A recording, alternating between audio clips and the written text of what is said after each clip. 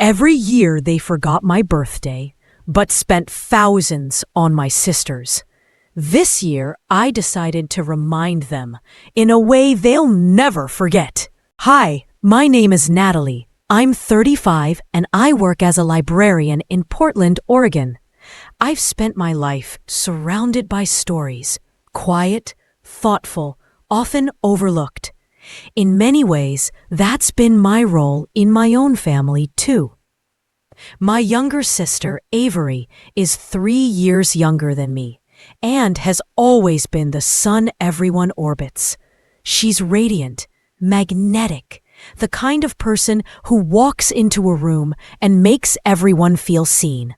I love her, or I used to. We grew up in a cozy suburb of Seattle. Same house, same school, same parents who always said, "You girls are each other's best friends." For a while, we were. We shared secrets under blankets, braided each other's hair, cried together over first heartbreaks. But somewhere in middle school, the balance shifted. Avery started getting lead roles in school plays. I got cast as tree number 3. She made the cheer squad. I joined the yearbook committee. At family dinners, conversations revolved around her grades, her friends, her dreams. Mine were met with polite nods and quick subject changes. It wasn't malicious, just habitual, like my existence was background noise to her symphony. The first real crack came when I turned 16. I'd saved allowance for months to buy a dress for my birthday dinner.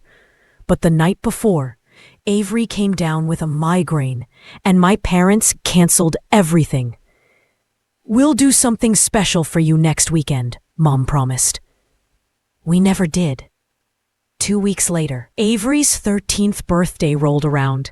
They threw her a Hollywood-themed party. Red carpet, photo booth, custom gift bags. I helped set up the decorations. No one even remembered to sing to me.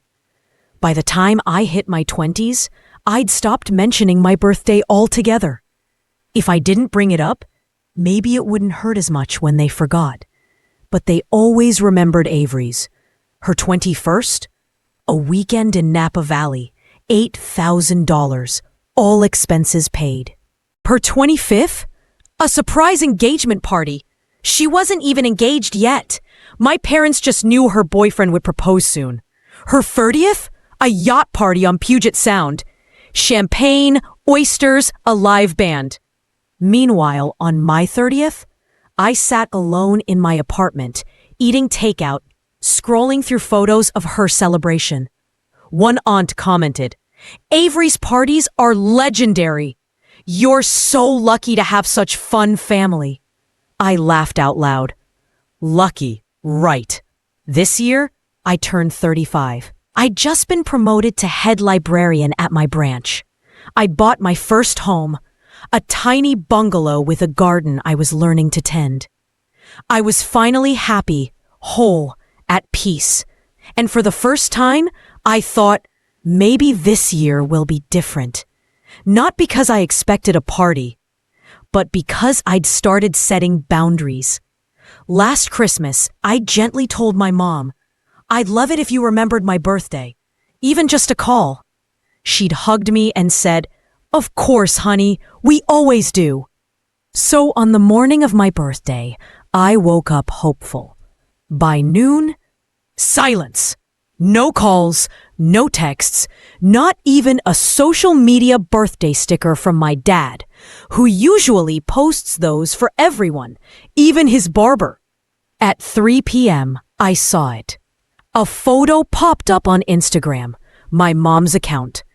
Avery, glowing in a sequin dress, standing in front of a massive floral wall that read, "Happy 32, our shining star." The caption, "Another year of magic with our girl. 32 looks incredible on you." Hashtag blessed. Comments poured in. "You spoil her so well. Avery's parties are the stuff of dreams."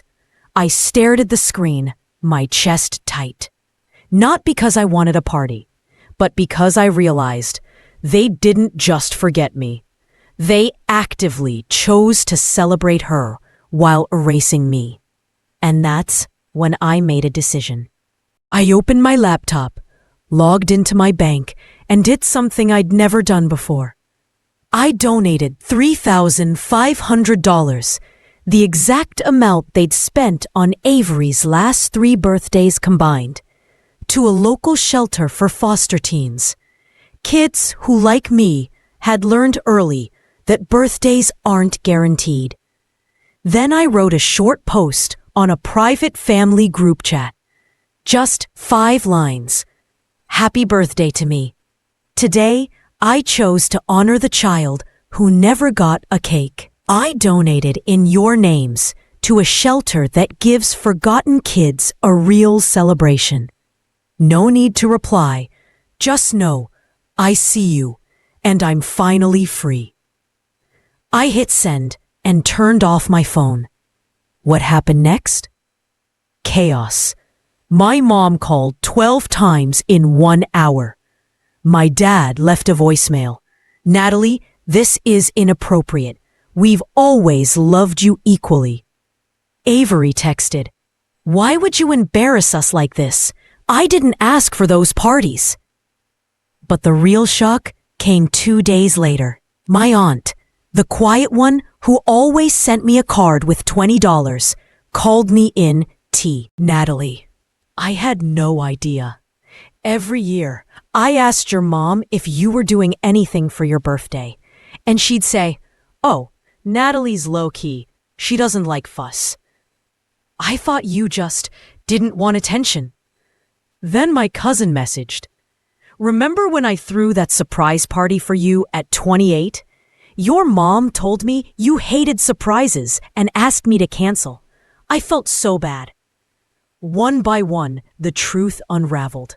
They hadn't just forgotten me. They'd lied about me to protect their narrative that Avery was the special one. But here's the twist I never saw coming. Avery showed up at my door that weekend. No makeup, hair in a messy bun, eyes red from crying. I read your message, she said quietly, and I looked through old photos. Do you know how many of your birthdays I don't even remember? But I can tell you exactly what I wore to my 16th. She sat on my porch step and sobbed. I thought they loved us both. I didn't know they were making you invisible. I hugged her, really hugged her, for the first time in years.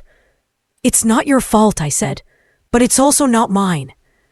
Today, things are different. My parents, they're trying. Awkwardly. They sent me a belated card with a $100 gift card and a note that said, we're learning. Avery and I meet for coffee every month. She's started asking about my life, really listening. Last week, she said, tell me something about you I don't know. And for the first time, I believed she meant it. As for my birthday, I spent it this year at the foster shelter, helping decorate cupcakes for kids who'd never had a birthday cake. One little girl, Maya, looked up at me and said, you're the first person who remembered mine. I cried happy tears, because here's what I've learned. Family isn't just who you're born to. It's who shows up, even if it's late. It's who sees you, even if it takes them decades. And sometimes, it's the strangers you choose who give you the greatest gift of all, the feeling that you matter. So no, I don't hate my family for forgetting me. But I'll never let anyone make me feel small again. Because my birthday isn't about cake or candles. It's about me, finally choosing myself. And that's the best gift I've ever given.